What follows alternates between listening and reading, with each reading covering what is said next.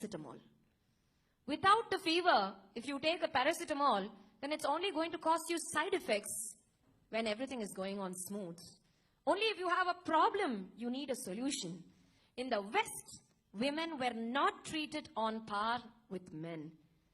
They were brutally abused, and until very recent years, they did not even have voting rights. I don't know if all of you know that or not. Voting rights. They did not even have voting rights. Millions of women had been burned. They were treated like dogs. They were used as objects. They were always treated as amusement articles. And therefore, there was a need for the upsurge of women liberation associations. But in India, right from our gods, Brahma has Saraswati on his tongue. Narayan has Lakshmi in his bosom. And Shiva, I told you, has Shakti as his other half.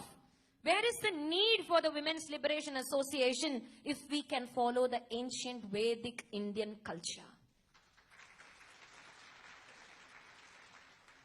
Only if we want to follow and adopt the Western ideals, we always take the worst from all the nations. That's India's best.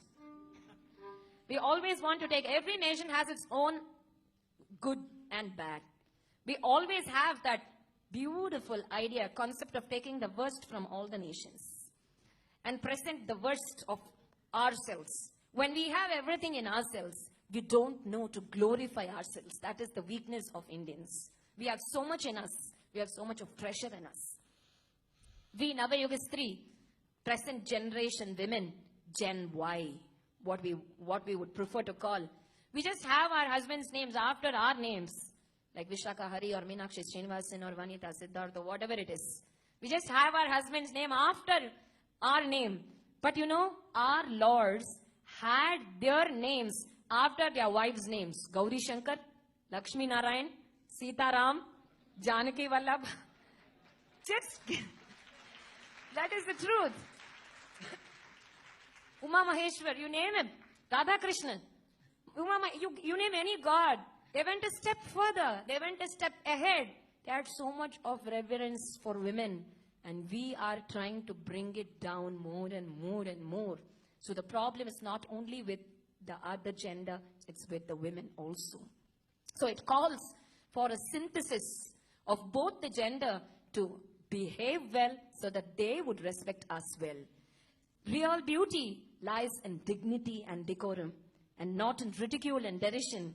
It is a present generation society which is treating women as just entertainment parts. Where you see any ads, you see any soaps, any television serials, you just go through the newspapers or magazines or journals, any woman would be just featured as an amusement article.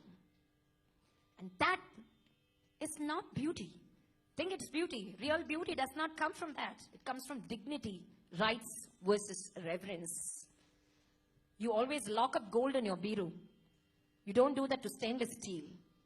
That's why generally when women ask that they have not been given the equal rights vis-a-vis the men, I would tell them, you are gold, they are stainless steel. That is why you have less rights and they have more rights. Or whatever you respect more, you lock it up. You carefully preserve it. So there is no question of being ill-treated at all. The more you revere a person, the more you respect a person, the right comes down. No? That's what happens to you.